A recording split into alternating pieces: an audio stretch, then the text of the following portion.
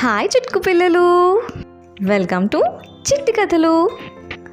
నేను మీ చిట్టి. ఈరోజు మనం వినబోయే కథ ఏంటంటే, అనగనగా ఒక ఊరు.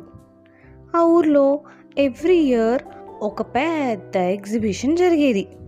ఆ ఎగ్జిబిషన్కి చాలామంది వస్తూ వెళ్తూ ఉంటారు.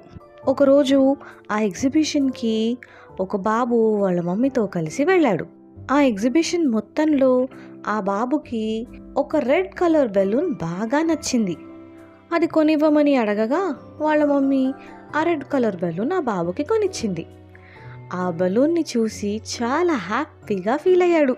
ఆ బలూన్ పట్టుకొని ఎగ్జిబిషన్ అంతా ఎంజాయ్ చేస్తూ తిరిగాడు. కానీ ఆ రెడ్ బెలూన్కి మాత్రం ఎంచక్కా ఆకాశంలో ఆ నక్షత్రాల మధ్య అలా గాల్లో తేలుతూ వెళ్ళాలని ఉండింది. అబ్బా, ఆ ఆకాశం ఎంత బాగుంది! ఆ చుక్కల మధ్య నేను అలా వెళ్తూ ఉంటే ఎంత హాయిగా ఉంటుందో. కానీ నన్నేమో ఈ బుజ్జిబాబు పట్టుకొని ఉన్నాడు. వీడు నన్ను వదిలేది ఎప్పుడో, నేను అలా ఎగిరేది ఎప్పుడో అంటూ బెంగగా అనుకుంటోంది ఆ బలూన్. ఈలోగా చల్లగా గాలి వచ్చేసరికి ఆ బాబు చేతిలోంచి బలూన్ జారిపోయింది. వాడు ఆ బలూన్ని వదలటమే ఆలస్యం.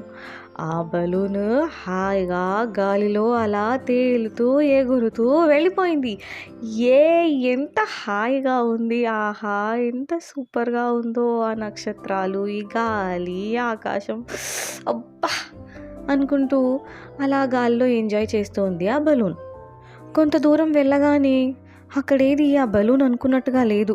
పైకి ఎగురుతున్న కొద్దీ దానికి భయం వేయటం స్టార్ట్ అయింది. చుట్టుపక్కల ఎవరూ లేరు, ఏమీ కనిపించట్లేదు.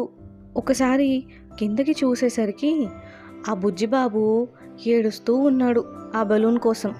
అది చూసిన ఆ బలూన్, అయ్యయ్యో, నేను ఎగరాలి అనుకున్నాను, కానీ నన్ను వాడు చాలా ఇష్టపడుతున్నాడు. పాపం వాడు ఏడుస్తున్నాడు.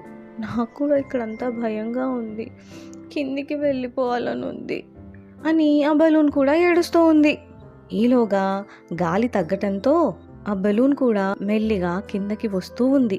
గాలి పూర్తిగా ఆగిపోవటంతో ఆ బలూన్ కాస్త కిందకి వచ్చి పడింది.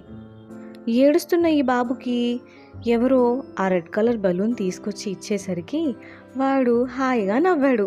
హే, నా బలూన్ నాకు దొరికింది, నాకు వచ్చేసింది, మై రెడ్ బలూన్ అంటూ ఆ బలూన్ని హక్ చేసుకున్నాడు.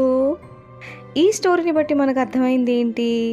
ఫ్రీగా, ఏ రెస్పాన్సిబిలిటీ లేకుండా ఇండిపెండెంట్గా ఉండటం బాగుంటుంది, కానీ మనల్ని ప్రేమించే వాళ్ళతో ఉండటంలోనే ఆనందం ఉంటుంది. అర్థమైందా? ఇది ఇవాల్టి చిట్టి కథ. మరో మంచి కథతో మళ్ళీ కలుద్దాం.